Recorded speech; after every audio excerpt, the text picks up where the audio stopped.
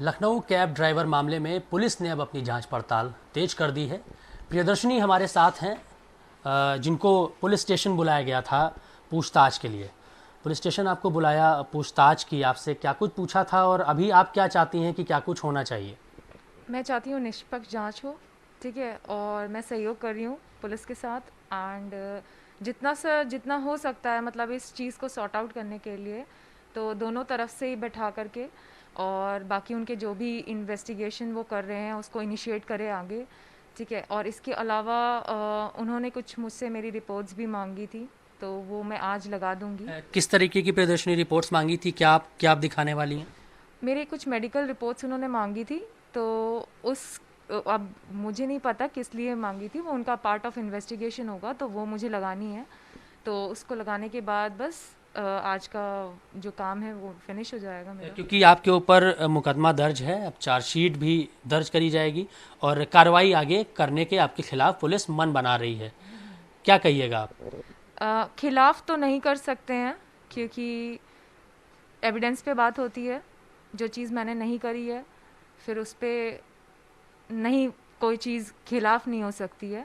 अगर कोई चीज़ मैंने करी है तो उस पर ज़रूर जांच बैठेगी और जो भी उसमें सही लगेगा वो पुलिस करेगी अपने हिसाब से। अच्छा प्रियदर्शनी, आपने कहा है कि आपके साथ भी मारपीट हुई थी। एक जो वीडियो वायरल हुआ था जिसमें आप लड़के को पीट रही थी, वो वीडियो आपने भी देखा होगा, वायरल हुआ था।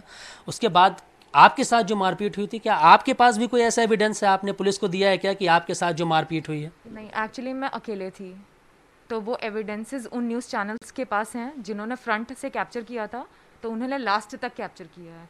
उन पुलिस वालों वो उनके पास है, दुकान वालों के पास है जिनकी साइड में दुकानें लगी थी, उन क्राउड के पास है जो क्राउड वहाँ पे खड़ी थी, ठीक है। और इसके अलावा और भी लोग थे जो शूट कर रहे थे, मैंने देखा था। मतलब न्यूज़ चैनल्स के लोग और जो क्राउड था, जो दुकानें थीं, उन लोगों ने आपके साथ जो मारपीट हुई है उसका वीडियो भी उन लोगों के पास है? हाँ, ज़रूर होगा उनके पास वीडियो। इसके अलावा जो सीसीटीवीज़ ऊपर लगे हैं उसके भी वीडियोज़ होंगे।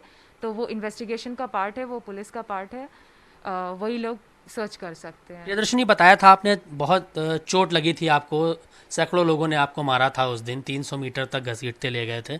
चोट अभी कैसी है आपकी? उसकी भी जांच कल हुई थी, तो मैंने दिखाया कि हाँ मुझे चोटें लगी हुई हैं, वो अभी भी बॉडी पे हैं, और फिर उसको पिक्चर्स के साथ मैच भी कराया गया।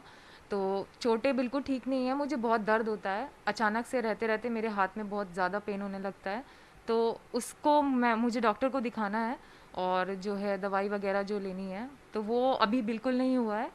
तो मुझे अपने लिए भी थोड़ा वक्त निकालना पड़ेगा, अपनी केयर करनी पड़ेगी।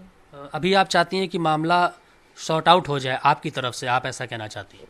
ऑब्वियसली मैं नहीं चाहती कि मेरी वजह से किसी का करियर ख़राब हो, मैं नहीं चाहती मेरा करियर ख़राब हो, तो सॉर्ट आउट हो जाना वो बेटर मुझे लगता है, और लड़ाई झगड़ा इनिशिएट आगे नहीं करना वो भी मुझे बेटर लगता है। अच्छा प्रियदर्शनी, आप, क्योंकि आपने बताया कि आप कॉलेज में पढ़ाती थी और कैब ड्राइवर तो कैब चलाते हैं, तो कैरियर अगर ख़राब होने की बात है तो आपके खिलाफ मुकदमा दर्ज है, उनके खिलाफ मुकदमा दर्ज नहीं है, तो कैरियर ख़राब होने का डर कहीं ना कहीं आपको ज़्यादा है? ऑब्वियसली मुझे ज़्यादा है, तो यही है कि मुझे एक इनोसेंट को भी बचाना है, ये भी मतलब आपका मतलब है कि वो इनोसेंट है? नहीं, मैंने ऐसा नहीं कहा, लेकिन हर किसी का बच्चा है, किसी की फैमिली का पार्ट है, तो उनके खातिर। मतलब आप मानती हैं कि वो, उसका भी परिवार है और फैमिली, जो कैब ड्राइवर है, और वो इनोसेंट है, तो अब आप दोनों ही लोग सॉर्ट आउट करके मामले को ख़त्म कर दें, ऐसा आप चाहती हैं? मैंने अगर क्रॉस एफआईआर नहीं करी है तो कुछ सोचा होगा, इसलिए नहीं करी है, क्योंकि वो गरीब है, पैसे उसके पास कम है, फैमिली सपोर्ट भी कम हो सकता है, ठीक है, और प्लस गलती किसी की भी हो, जान किसी की नहीं जानी चाहिए। उसने भी कोशिश करी और मैंने भी कोशिश करी। अच्छा प्रियदर्शनी, क्योंकि हम जब आ रहे थे जहाँ पे ये इंसिडेंट हुआ था उस दिन, आपका घर काफ़ी दूर है यहाँ से, लगभग लगभग 810 किलोमीटर शायद, उतनी दूर है। आपने कहा था कि आप टहलने जाती हैं, आप उतनी दूर तक रोज़ टहलने जाती थी क्या? रोज़ मैं डेली 13 से 14 किलोमीटर्स, वो जहाँ पे खड़ी हूँ मैं, वो आई गेस 7 किलोमीटर्स पे पड़ता होगा। 7 किलोमीटर्स मुझे जाने में लगता है, 7 किलोमीटर्स मुझे आने में लगता है। अच्छा, प्रत्यक्षदर्शियों से जब हमने बात किया था वहाँ पे, तो कुछ लोगों ने कहा कि आप अक्सर वहाँ आती हैं और झड़प आपकी इस तरीके से लोगों की हो जाती है, सही बोल रहे हैं वो? बिल्कुल सही बोल रहे हैं, क्योंकि मैंने बताया था कि ये एक गैंग के पार्ट हैं। अगर आप एक को मार दोगे तो बाकी पीछे लग जाते हैं। इसका मतलब है पूरा कोई एक गैंग है जो लगातार आपके पीछे पड़ा है, आपको परेशान कर रहा है। ये भी कह सकते हैं, एक कह सकते हैं लफंडर गैंग, जिसमें एक को मारो तो दूसरे को बुरा लग जाता है, ये भी हो सकता है। काइंड ऑफ सुप्रीमेसी कह सकते हैं इसको। तो हमें नहीं पता वो लोग कौन है, लेकिन ये डेली हो रहा था। वहाँ पे जो लोग खड़े थे, क्राउड, उन्होंने भी कहा ये तो अक्सर है। अच्छा, उन्होंने, ऐसा मैंने सुना था जो कहा कि ये अक्सर यहाँ पे आती हैं, आप लोग वहाँ पे टहलने आप जाती हैं और अक्सर आपकी मारपीट या झगड़ा लोगों से हुआ करता है। तो क्या कोई एक पर्टिकुलर गैंग के लोग हैं जो आपका इंतज़ार वहाँ पे करते हैं और आपके आपके साथ इस तरीके की हरकत करते हैं? देखिए, कभी कोई गलत नशे में कोई गलत हरकत कर देता है, तो अगर मैंने उस पर हाथ उठा दिया या रिटेलिएट कर दिया या उसको मार दिया, तो उसके जो बाकी के लोग होते हैं वो भी पीछे पड़ जाते हैं। तो वही मेरे साथ हुआ, एकदम एग्जैक्टली। तो ऐसा हुआ।